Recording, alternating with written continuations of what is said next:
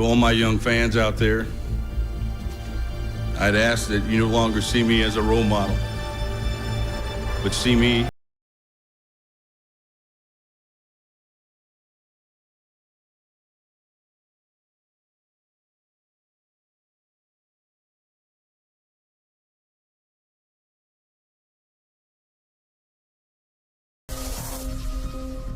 Meet Tommy Morrison, the most popular kid in school. Captain of every sports team he entered, adored by hundreds of friends and especially the females. A big talker, he's not all show. He's really, even he even looks like the guy next door. Although he was only in his mid-teens, he was already a famous face in his small county of Delaware. His father Tim was a boxer, just like his father before him and just like his old man before him.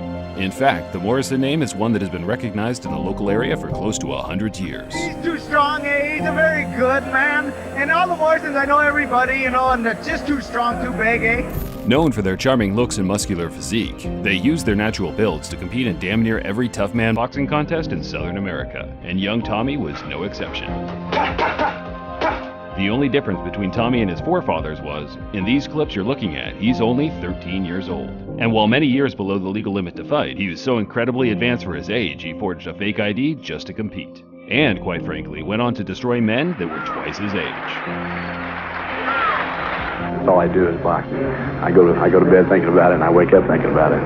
Outside of his athletic ability, Tommy was also a bright pupil and was left in a predicament once graduation approached. He had the choice of pursuing an academic career or following in his father's footsteps as a boxer. A hard decision to make for many, but an easy one for Tommy. I'm Tommy the Duke Morrison, a heavyweight with 24 knockouts, and I'm going to the top.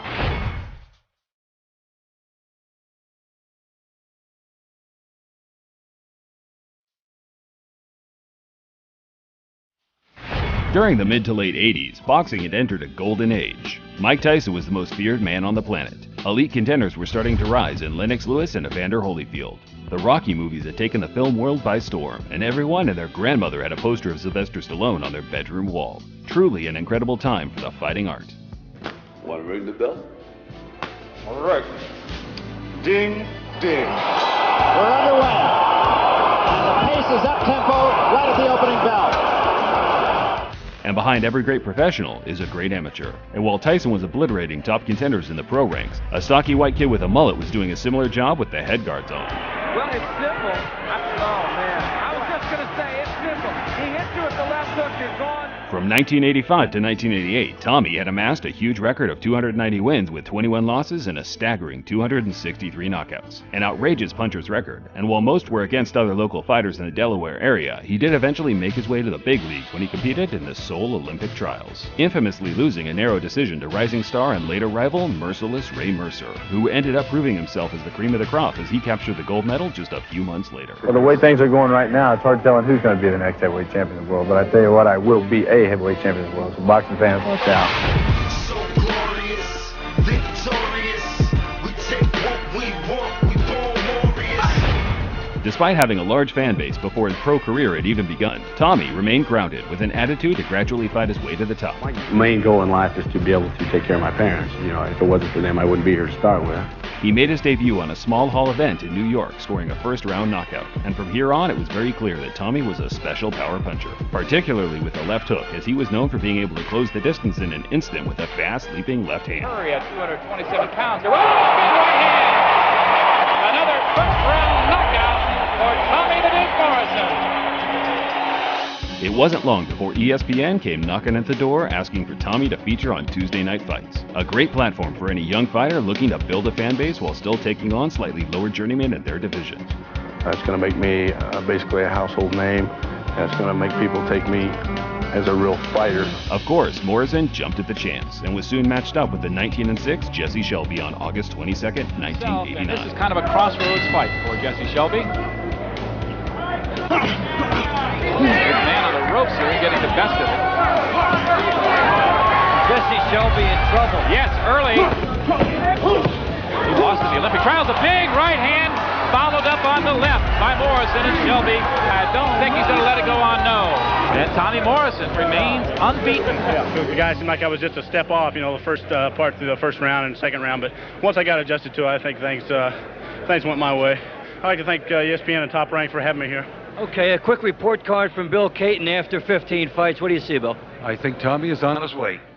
He's still learning, but he's improving from fight to fight. Soon after the bout, Frank Stallone recalled his brother Sylvester was looking for a young, muscular athlete to play the character Tommy Gunn in the latest upcoming Rocky movie. Early. He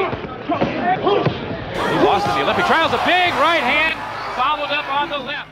After witnessing Morrison on Tuesday Night Fights, he quickly informed his brother that this young power puncher from Oklahoma might just be the guy he's looking for. A movie producer heard about Tommy and decided that since his granduncle was John Wayne, that acting as well as fighting was in his blood. Less than a week later, they had already begun filming.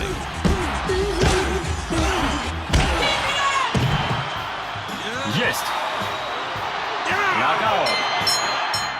Despite the movie arguably being the worst in the series, Tommy received praise from many critics due to the fact he had never acted in any sort of capacity beforehand and did a relatively good job in bringing Tommy Gunn to life.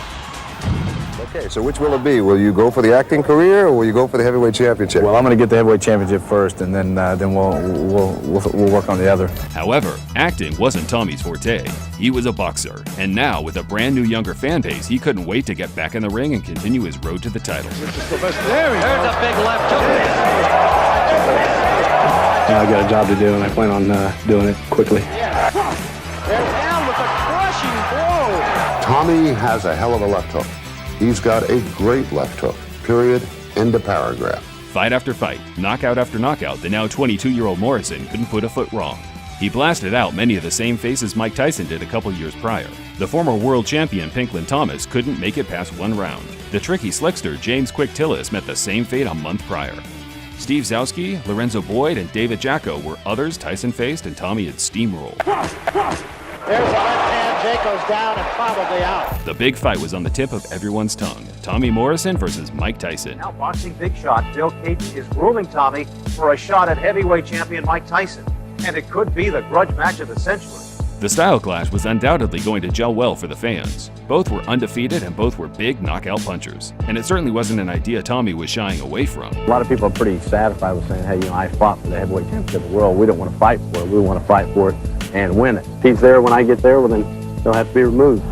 Just before the Morrison and Tyson fight came into fruition, Buster Douglas shocked the world with a historic upset over the seemingly unbeatable Tyson. Landing these. Oh, nice uppercut by Buster Douglas. Look at this. He's knocked Mike Tyson down. He's not going to make it. Unbelievable. Unbelievable. Almost 30 years has passed since that night in Tokyo, and still to this day, it's regarded as the biggest upset, not just in boxing, but in world sports history. Boxing, you never know what to expect. I mean, and if you don't believe me, you can ask Mike Tyson. A few months later, Tommy entered the most significant bout of his career, Repeat or Revenge, Morrison versus Mercer 2. On the line, the WBO Heavyweight Championship of the world. Ready? I'm ready. 3 years on from their clash in the Olympic trials, Tommy had a chance to set things straight as he matched up in a widely speculated 50-50 showdown with now 17-0 professional Ray Mercer. No mercy. Mercer had shown a lot in the way of promise himself during the build-up to this contest. Not quite the flashy power puncher like Morrison, but a rough and tough resilient brawler nevertheless. It could end in this round. It's over now. It's over, Al. It's over.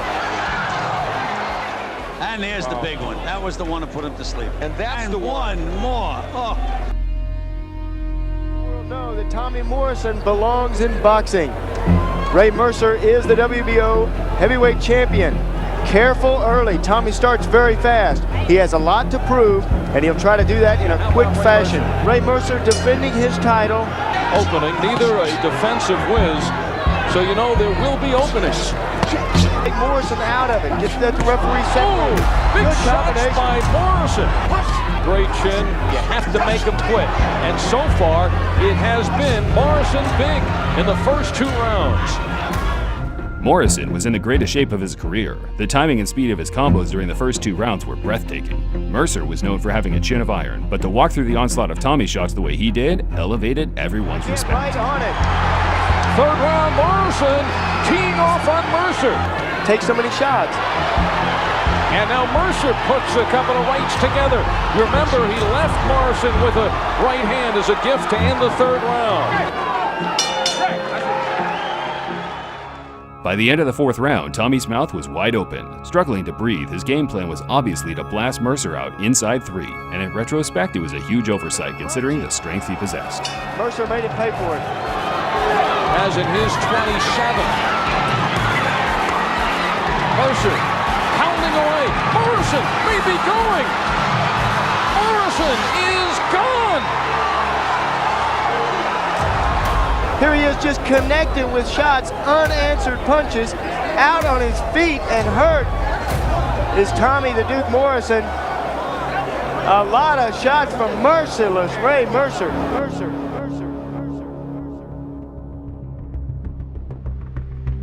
The loss was a tough one to swallow, and Tommy went from the hottest prospect in world boxing to a man with a gray and bleak future. After all, if he couldn't beat Ray Mercer, the weakest regarded champion in the division, how on earth could he compete with the likes of Lennox Lewis and Mike Tyson? After the Mercer fight, I took about probably 3 months off, stayed completely away from the gym, kind of did a little bit of soul searching. Perhaps the old cliche of the Great White Hope would surround Tommy's name from here on out. But then, over the next few months, a surprising revelation.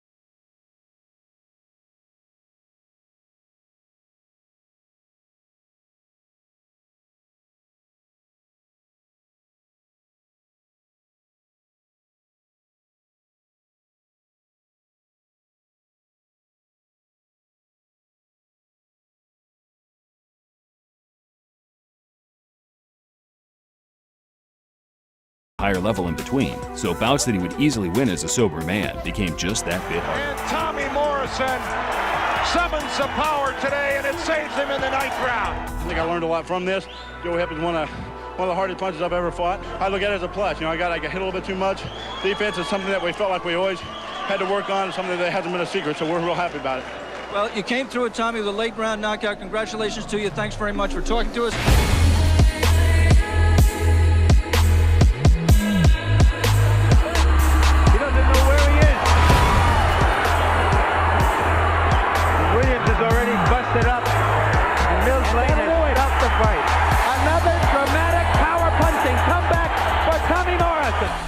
After defeating Carl the Truth Williams in January 1993, Tommy put himself in line for a lucrative title shot against the immovable object that is Big George Foreman.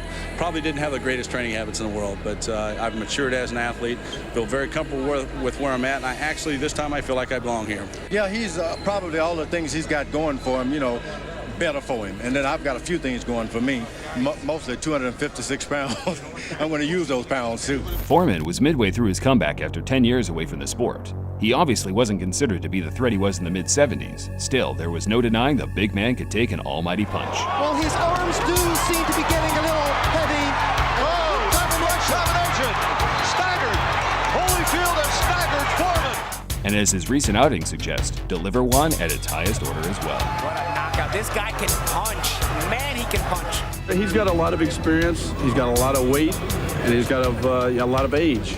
And I've got to try to counterbalance that with youth, speed, and athletic ability. Ladies and gentlemen, introducing the #2 ranked heavyweight in the world, Tommy the Duke Morrison.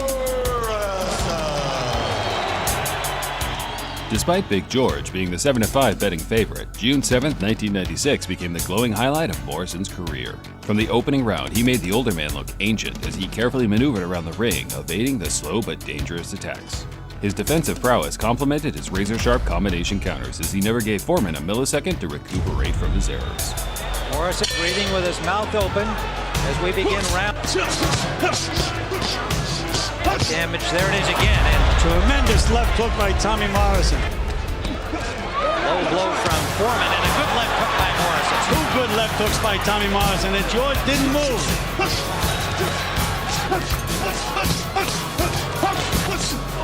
Big right hand from Morrison and a left hand.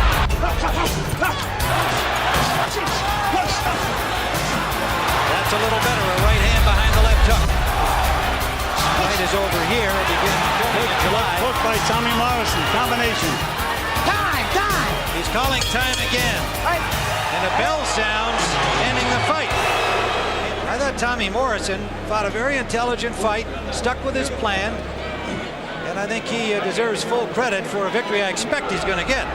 Jerry Roth scores the bout, 118 to 109 for the winner and new champion, Tommy the Duke Morrison.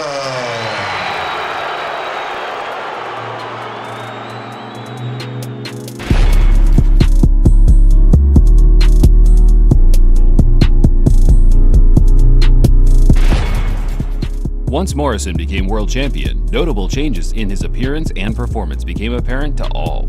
Within just an 18-month period, he appeared to age by 5 or 6 years, slightly losing his boyish looks and muscular physique along the way. He also no longer possessed those fast-twitch muscle fibers from before. The power remained, but Tommy relied on his speed just as much as his strength, which inevitably resulted in some shocking losses and one-sided beatdowns.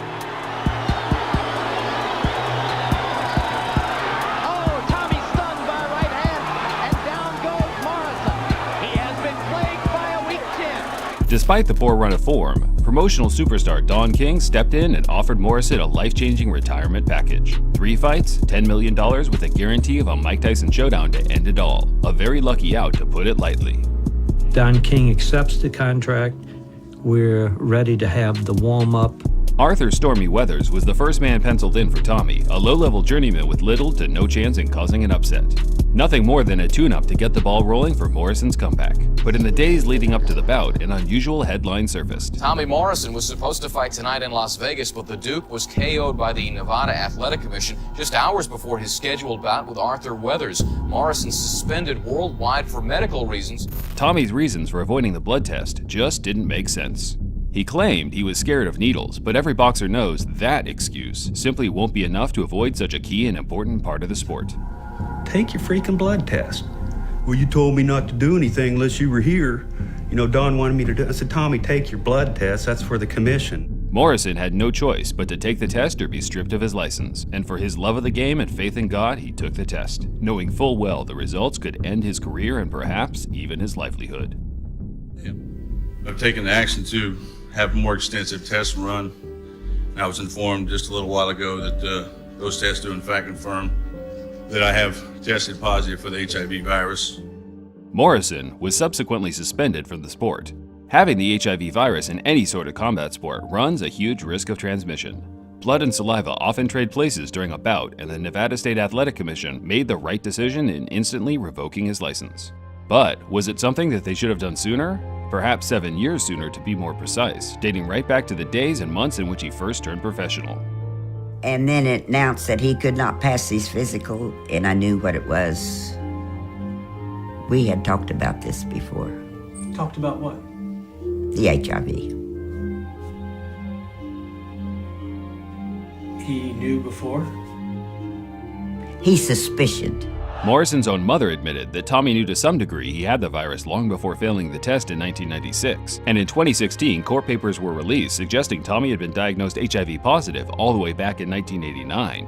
When Morrison's ex-wife, Dawn Brady, was questioned for the upcoming lawsuit in a sworn deposition, she said that he had told her in 2000 that he tested positive for HIV in 1989 when he got checked out as part of a screening for a life insurance policy.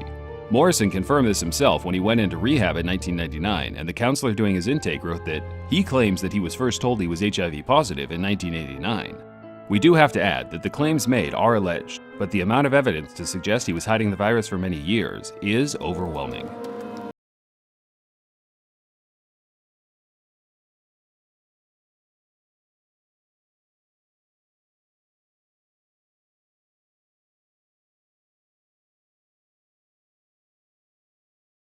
Turn their back on him. Most of his close friends never even bothered to offer some sort of sympathy. He was alone and scared. My first reaction was, what are people going to think? You know, I mean, here I am, supposed to be a big, tough guy, and I think I walked around in life thinking that I was bulletproof, and now I got to pay the ultimate price.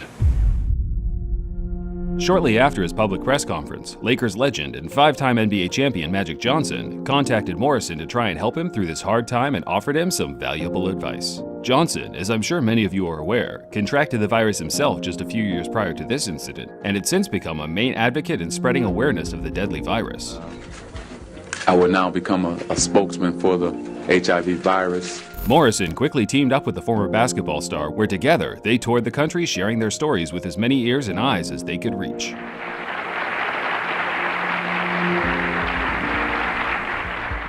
Initially, their recovery went great. Tommy had a lead HIV specialist doctor nursing his health. He took his pills regularly and began transforming his broken and weak body back to full fitness. That was until he met his soon-to-be wife, Trisha, in the late 2000s. He couldn't talk to people. His wife wouldn't let anybody near him. Tommy had convinced himself and others around him that he didn't just no longer have AIDS, but he never had the virus in the first place. The former champ gave up his prescribed medicine for marijuana and other street drugs such as cocaine and methamphetamine. In doing so, his health rapidly deteriorated, and by the summer of 2010, he was barely recognizable. In this picture, he was just 40 years old. After a string of health complications over the next couple of years, Morrison finally passed away on September 1st, 2013, due to multiple organ failure and a cardiac arrest. He was only 44 years old. There are still so many unanswered questions surrounding Tommy's life and death, like when did he contract the virus? How did he contract the virus? Why did he give up on recovery? Sadly, it seems unlikely that we'll ever definitively know the answers. I do think it's worth pointing out that after a lot of research, I was unable to find a story of a Morrison lover or ring sharer who ever contracted the virus as a direct result of himself. His 3 ex-wives and 2 sons all live healthy lives to this day, with Trey and Kenzie both following in their father's footsteps as professional boxers.